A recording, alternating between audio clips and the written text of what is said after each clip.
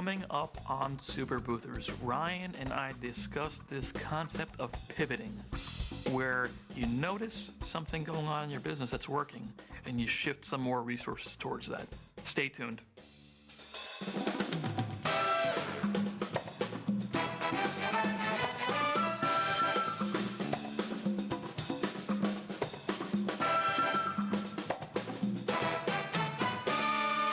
Hello and welcome to Super Boothers. My name is Ryan. And I'm Ismail.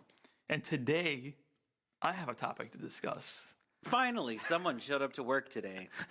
It's about time. Oh, you're so funny. So, this is a topic that Ryan doesn't understand. So, he didn't know what the word meant. I don't have the mental capacity. I thought he was talking about Friends. So, there's this thing that I was recently reading about and listening to. And it's the concept of pivoting, right? So, for example, I'll best explain this with this example. This guy, Stuart, was trying to create a video game. And in that game, there was a functionality to take pictures. He was intelligent enough to notice that the game is failing, and he focused his entire company on that picture application, which became Flickr. So out of this failed game became a successful opportunity. Again, after he sold Flickr, he went back to creating a game. Did Flickr get bought out by Yahoo? Yeah, they did. I think for like $1 billion. I forgot. Yahoo! That's God. exactly what I would be doing if I had that kind of money from a buyout. After he sold it to Yahoo, he's like, you know what? I want to go back to making my game. He went back to making his game, and again, it failed. But out of that failure, he noticed that his employees were communicating with a tool they built. That tool is Slack. It's now worth even more than Flickr was. So he rolled that out to other companies that need to communicate, and now Slack is a huge thing. So this whole idea of being able to see the big picture and not just focused on sell more booths, print the strip. Notice what people are doing and be able and willing to pivot into what's working. I think that's a big concept to focus on. What's Fortnite? Fortnite, that's another pivot right there. Fortnite, as most of you should know, if you have kids or if you play video games, is the biggest video game in the planet right now. Not Flappy Birds? No, that's an app. This is a video game. Oh, I don't know. So I'm too busy booking business. I'm so sorry. It's huge. It's making billions of dollars per month selling stupid things in the game. And that actually came out of a failed game. So they built this game and it was failing. They did Fortnite as like a side thing and it blew up. And they shifted their resources there. So Didn't you pivot? Pivot? Yeah. I've known to pivot a few times here and there. What do you? I'm saying because you start off building. That's true. A photo booth. You do photo booths for whatever, and then you realize there's not exactly a booking system that you like. So then you. Oh yes. Pivot. I like that. I like how you pivoted the conversation. I pivoted the pivot is what I just did. There's also a famous Friends episode where they're going up the stairs. Trying to get the sofa. Pivot. But yes, that's one example of a pivot. Although that was just me identifying opportunity that wasn't really solved correctly. But I like to think that I'm willing to pivot all the time. So whether it's, hey, there's no CRM that I like, let me build my own, or hey, I'm selling this type of booth, but the trend seems to be this other type of booth. I try to be aware of these things. And again, there's a difference between pivoting and chasing trends. You don't want to chase trends just to chase them. There's a difference between being on trend and being trendy. Yeah. Well, for example, you used to do a lot more floral and brown. Mm-hmm. Why don't you do them anymore? You pivoted. I'm not sure it necessarily was a pivot. I think it was just out of pure Mariah Carey breakdown. I just couldn't do it anymore. I mean, $1.5 million is a lot for one person to sell, service, and produce. I mean, I just couldn't do it anymore. I don't think that necessarily was a pivot because the way how that one worked is whenever I closed down the company, I was at a point in time where I was like, maybe I'm just going to take a year off. I am not a person to take a year off of anything. After about a week of going to lunch with people, I'm like, okay, I'm caught up with everyone. I need to go back to work. So I don't think that was necessarily pivoting, but I will say, I think I've kind of pivoted with photo booths, as in whenever I started, yes, I'll do weddings, yes, I'll do quinceas, yes, I'll do sweet 16s, yes, I'll do, whatever little social stuff. And then I've kind of pivoted to more, hey, let's do more corporate brand activations because that's where the money is. And I'm not going to, babysit a tiny little wedding. So how do you identify? Obviously, everyone's like, "Oh yeah, duh. I want to do more corporate. That's where the money is." Yeah. But how do you? That is the biggest question I get. So whenever I was at the photo booth show in the United Kingdom in Leicester, people would come up to me and they would say, hey, someone asked me, I swear, I hope there's video of this somewhere. I'm in the middle of my talk. They raise their hand and they say, where can I get more corporate clients? I said, the corporate client store. It's down the street. Yes. I mean, you make a left at the Dunkin' Donuts. If you go to the McDonald's, you've gone too far. Come back. So, no, I mean, and we talked about this with Kelly Williams. Where do you go? Well, I know where I go. That's not necessarily the recipe, but first of all, I think that. He's not going to tell you where he goes. I actually have a picture of the corporate office of one of your clients that I took, and I was like, I'm coming for your clients if I ever move to New York. I retain my clients. Don't even try. Watch me. Watch me. But how do you determine? Obviously, everyone wants to get the money in the corporate clients. What goes into the thought process of determining, hey, I'm going to consciously pivot my company from these social events that got me to where I am to focus more on this? I think that just has a lot to do with personal preference. I think it could be a couple of things. It could be a numbers game. If you look at your numbers and be like, okay, listen, here's what's most profitable for me. We talk about memory books. And at a point in time, I realized, okay, memory books cost me $12. I am making, I'm charging anywhere between $65 to $95 for a memory book. That's where I make my money. Maybe I should push that out to people every chance that I get. Mm-hmm. So then you start doing emails to, hey, whenever you're about to book, would you like to add a memory book? Then during the booking process in a questionnaire, you ask them again, hey, would you like a memory book? A week before, if they haven't added it, hey, we're doing a special. Would you like a memory book? After the event, if they didn't purchase a memory book, send them another email. Hey, did you get a memory book? Yep. With certain CRMs, you can do this to where you can say, hey, if a memory book isn't applied on this, you can ask them and send out this email. So that's just a way to kind of hit people up at every point of the buying process. It's another thing. You can reach back with people and say, hey, you got married with us 2 months ago. You didn't get a memory book. Do you want one? They're on sale now. Whatever. I mean, because they don't really cost you anything. I like to use memory books, not so much anymore because we haven't had a problem. I think it's safe to say, there's the little incident calendars of how many accidents have happened in a certain number of days. And I don't think we've had an accident or an issue with a client in about a year and a half now. Everything is just being run so smoothly. If I have a problem with a client, that is a more than rare isolated incident. I mean, it'll get rarer, but they still happen. So you can't totally eliminate it. You just No, not at all. But at the same time, it used to be where I'd have problems with software. I have had problems with equipment. I had problems with, attendants getting to their events on time for whatever reason. And that's the other thing. If depending on what city you live in, in San Antonio, in Dallas, you can be anywhere in 20 minutes. If you're in LA, New York, well, it's going to take you some time to get there. Houston, and if you're running 5 minutes late, that can turn into 45 really quickly. Yep. So what I would do is in those cities that we operate in, I would hold off on selling memory books because if there's a problem, I hate to give refunds. Refunds are the dumbest thing ever. I would much rather give them something to recoup it that really doesn't cost me anything. It's kind of like I was at a casino and let me guess, it was amazing. It was amazing. No, I'm kidding. But there was an issue and the manager came out and offered me a round of golf. I'm going to golf. Fun fact, I was actually on the golf team in high school. Really? Yes. The only reason why was because you got to go off campus for last period.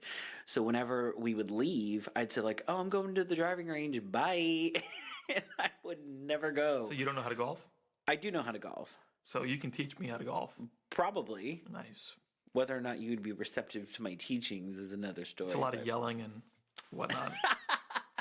No. So what I'm kind of getting at here is, I think that if, like, for me, like the memory book thing, that's something that I would reserve for clients that I needed to make up something with. On the flip side of it, let's say you are really good at creating content.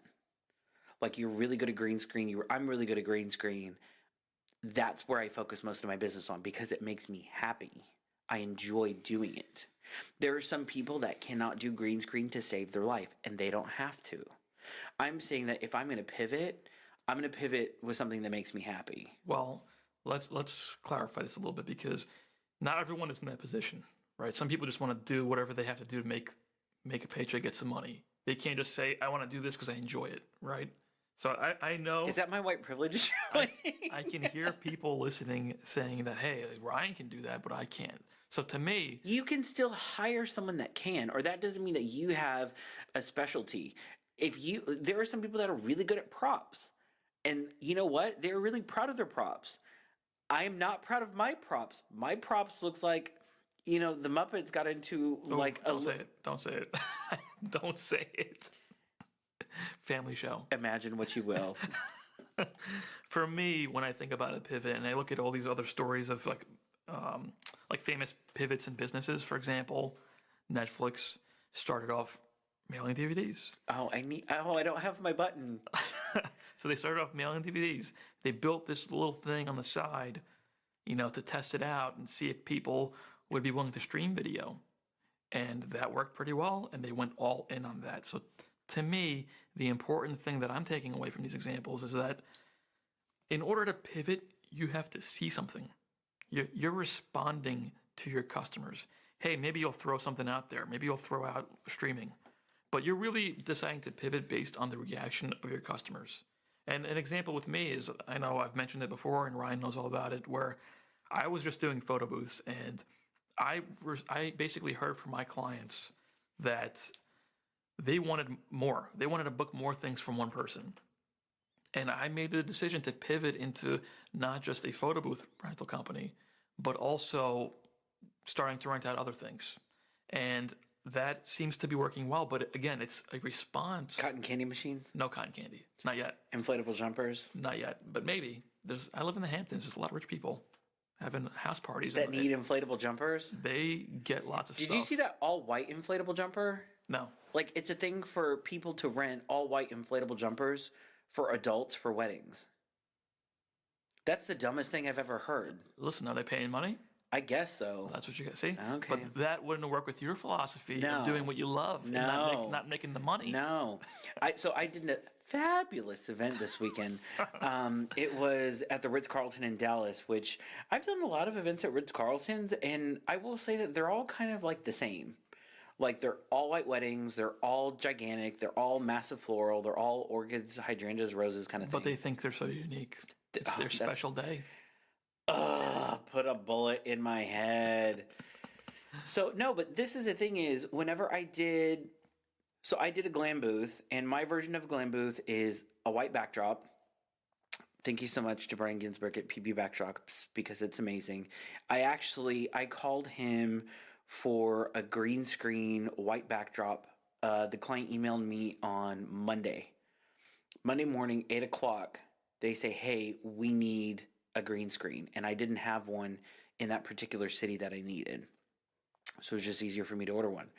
I let Brian Ginsberg know. I had everything taken care of by, 3 p.m. on Monday. Wednesday morning, he sends me the tracking number. I click the tracking number, and the tracking number said delivered. I go to the front door, and it's there. Mr. Ginsberg works in mysterious ways. Super quick. Like, I don't know if he drove it down himself or what, but it was just absolute magic. So anyways, thank you so much, Brian Ginsberg. So another example is Nintendo. Nintendo started off as a playing card company in the 1880s. They were just selling playing cards. And they started trying... How do you find out this stuff? I am a very well-read individual. That's a lot of NPR. Or a lot of, What's the one with Jane Pauley on Sunday mornings? I don't know. I don't wake up What's that it early. called? Oh, That is actually, I heard that from the Business Wars podcast I mentioned. There was a series on Nintendo versus Sony, and they were talking about Nintendo, and they started off as a playing card company that sold playing cards in like these shady areas of Japan where people were gambling in the streets. with And Mario and Koopa and no, it was just actual playing cards, Princess like and- regular cards. And from that, they wanted to start making more money, so they tried a bunch of different toys and crazy gadgets and whatnot, and somehow stumbled their way into Nintendo and saw, hey, this did pretty well, pivoted it all in, and now they are known for Mario, Donkey Kong, and all those other things as solely a video game company. But they started off way different than that. So to me, the concept of not being stuck as like a craftsman, building your little Yeah. widget, being able to step outside, talk to your customers, see what they want. Don't just sell them, sell them, sell them. Talk to them, understand what solutions they may need that they may not even be asking for. solve the problem. Solve their problem. And there's another famous saying where if you want to make money, don't sell vitamins, sell painkillers. So someone might come to you and say, hey, this hurts. Oh, here, take a little Tylenol. It'll numb the pain. But it doesn't solve the problem. So dig a little deeper, find out what the real issues that you're dealing with. What? I know, I'm going too fast for you. No. I'm so interested in this because, like, I know people that will. So I've always just been told that depending on how old you are and what things you're taking vitamins for, it's just really expensive pee. I mean, because there are some people that like will take this is going way off topic, but I have a point, I promise, where you're taking vitamins that your body can't absorb. Like, because like you can only absorb so much potassium at a time or whatever. It's like the protein shakes that have 80 grams of protein, but your body can't digest 80 grams of protein. No. Well, it can digest it. It one just time. can't process it at one point. So, like, my thing is, anyways, we're getting off topic. But are you telling me that more? Actually, yes. So, by extension, you're telling me that people are more reactive than they are proactive. Exactly. They're worried about the surface level of like, oh, I'm having a party. I just want a photo booth. Okay, I got you photo booth. Here you go. Here's my price. Let me know if I got to lower it. Let me get the job. As opposed to, hey, why are you doing the party? What do you want to get out of it? What's important to you? See, this is a really difficult thing because for me, whenever I'm creating content, if I know more details about it, let me fix it for you. And that's really hard to do. There's someone that made a couple. Well, Ryan, you're established. Well, people already know you or whatever. But you weren't born established. No. I didn't come out of my mother's womb knowing how to operate this stuff. Like, no. There was one client that came to me from a caterer. She saw us at a party. She blindly picked up the phone, said, hey, my friend told me to call you. They think you might have something that I might enjoy. I don't know any of this. That is perfect. Let me take whatever it is you're trying to accomplish and let me make it better. So that was another thing. So that, anyways, at this wedding at the Ritz, I did a glam booth. People were wearing thousands of dollars of jewelry, gorgeous gowns, amazing clothes. They're at a very high-end wedding. I'm not going to do props. Are you flipping kidding me? There was one girl that came up who probably was from the groom's side, couple cousins removed. And she said, where are the props? I looked at her like she had the plague. Excuse me. For what? No, but that's the thing is, why would you mess with something that doesn't need to be messed with? Do you realize how much I charged for that little glam booth? And that's another thing. So there were women that were coming up. I was essentially taking portraits for these people. That happened by accident. It kind of morphed into portraits. I was only doing one photo.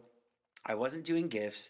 I had, I think, a set of sisters. It was the mother of the bride and four of her sisters rather. So there's 5 in the photo. And I told one, I was like, you need to turn out. Let me see your shoulders. Move your chin down. One of them came up to me. She said, thank you so much. She's like, we haven't had a photo like this taken of us in 20 years. She said, thank you so much for the direction. This is what I have to tell my staff. I say, staff, I need you, if we're doing a green screen, the green screen has to fill the entire frame. Make sure that people look good. Help people look good. If they don't look good, they won't share it. If they won't share it, what's the hell use of taking the stupid photo if no one's going to see it? They're not going to see our branding. They're not going to see any of this stuff.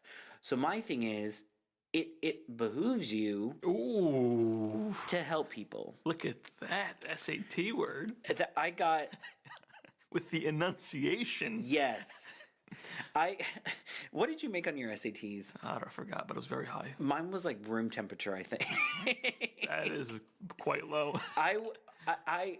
Whenever I took the SATs, the highest you can get was 1600. Oh yeah, That's not the case anymore. it's 2400 now. Yep. Yeah, I think that was maybe the first year that they changed it. Oh, it was crazy. Oh, really? It was pandemonium. Oh my gosh. But I'm so old. I think that people get stuck at the surface level, and the rewards are really if you dig deeper. Like for an example off the top of my head, Amazon isn't just a company that just ships you stuff, that you just go buy stuff, right? Start off as books. They started off as books. That's a pivot, right? They pivoted into much more.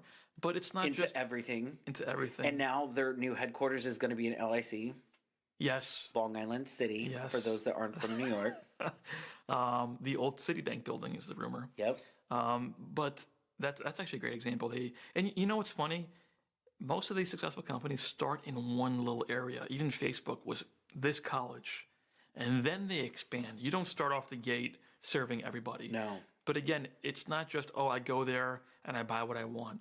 Amazon makes a lot of money telling you what else you may want, recommending other products that you didn't know you needed, and you end up spending more money. So you can't just deal with it at the high level. Try to find out what are their real issues. Oh, if someone's looking for, this baby rocker, which is what I was doing, they actually may be struggling with these other things related to babies. And I see all these Jumbo baby wipes. these other products I didn't even think of, I didn't even know existed, but I love them. And that's the real service Amazon's providing, and that's why they're so valuable. So I think if we take a little bit of that mindset to us, it would help people get a bit more successful.